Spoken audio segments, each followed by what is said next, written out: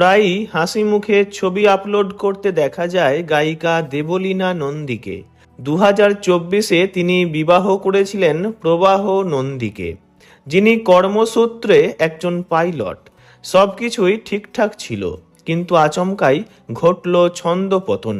Social মিডিয়ায় আচমকাই দেখা যায় দেবলীনার একটি লাইভ, যেখানে তাকে বলতে শোনা গেল তিনি ভালো নেই। ব্যক্তিগত এবং পেশাগত জীবনের টানাপোড়েনে কার্যত বিধ্বস্ত তিনি।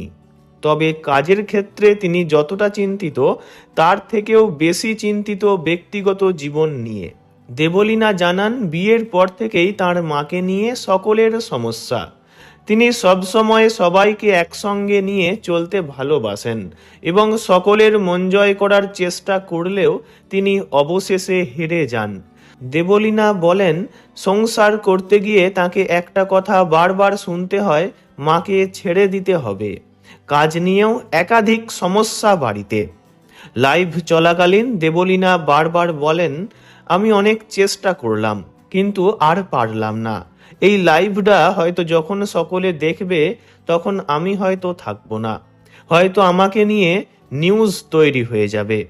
তবে আমি চেয়েছিলাম আমার জীবনের শেষ সময়ে আমি সেজেগুজে থাকি, তাই আজ খুব সুন্দর করে সেজেছি।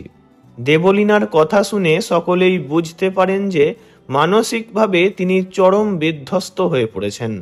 জীবনের চরম সিদ্ধান্ত তিনি নিতে চলেছেন হয়তো। আর এরপর লাইভ শেষ হওয়ার কয়েক ঘন্টা পরেই জানা যায় দেবলীনা হাসপাতালে ভর্তি।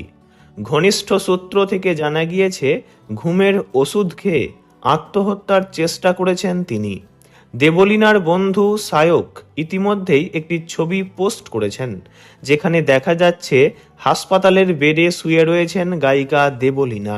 এদিকে মেয়ে দেবলীনার এমন অবস্থায় কান্নায় ভেঙে পড়েছেন দেবলীনার মা। কাঁদতে কাঁদতেই তিনি বলেন, আমার মেয়ে সবসময়ই চেয়েছে দুই ফ্যামিলিকে নিয়ে থাকবে। বিয়ের আগেই শ্বশুর বাড়িতে আমার মেয়ে বলেছিল যে প্রথম থেকেই আমার মা গান বাজনা অনুষ্ঠানের সঙ্গে যুক্ত এবং আগামীতেও মা যুক্ত থাকবেন। তখন ওরা সব মেনে নিয়েছিল। বিয়ের পরই দাবি করে পরিবারের সঙ্গে কোনো যোগাযোগ রাখা যাবে না। আমার স্বামী বহুদিন ধরেই অসুস্থ, তাই ওনাকে সব জায়গায় জড়াই না। আমি নিজেই দেবলীনার পাশে থাকি।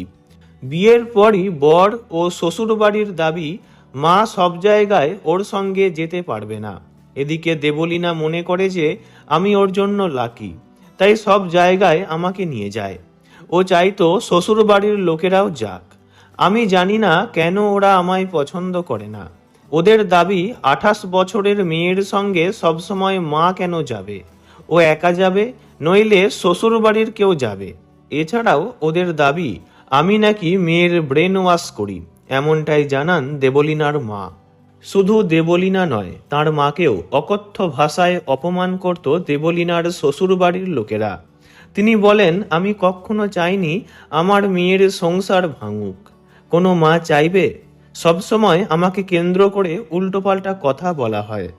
কাঁদতে কাঁদতে দেবলীনার মা বলেন, ওকে প্রচুর মারধর করত, তাও আমি সংসার ভাঙতে বলিনি। ওকে বোঝাতাম, ধৈর্য ধরতে বলতাম। ভালোবেসে বিয়ে করেছিল প্রবাহকে, তাও আমি চেয়েছিলাম স্টেপ নিতে, কিন্তু আমার মেয়ে কোনো দিনও আমাকে পুলিশে যেতে দেয়নি। সমাজ কি বলবে এই ভয়ে ও কখনো বেরিয়ে আসতে পারেনি। বিশ্বাস করুন, একদিন ফোন না করলে, মেসেজ না করলে মনে হতো এই বুঝি আমার মেয়েকে মেরে ফেলে দিয়েছে ওরা। মেয়েকে মেরে ফেলেছে বলেই হয়তো মেয়ে রিপ্লাই করছে না। ভয়েস নোট পাঠাতাম, কিরে ঠিক আছিস তো? রিপ্লাই করে শুধু বলিস যে সুস্থ আছিস। কথাগুলি বলতে বলতে কান্নায় গলা বুজে যায় দেবলীনার মায়ের। তিনি আরও বলেন, অনুষ্ঠানের জন্য দেবলীনাকে সকাল সকাল বেরোতে হতো, ফিরতে রাত হতো। ওরা বলতো, সকালে বেরিয়ে রাতে ফিরিস, এটা সংসার? সাংসারিক মেয়েরা এসব করে। এমনকি দেবলীনার এই ঘটনায় কোনো খোঁজ খবর নেননি তার পাইলট স্বামী প্রবাহ ও তার পরিবারের লোকজনও। ভিডিওটি এইটুকুই। বিনোদন জগতের সব রকম খবরাখবর জানতে চ্যানেলটি অবশ্যই সাবস্ক্রাইব করবেন। ধন্যবাদ।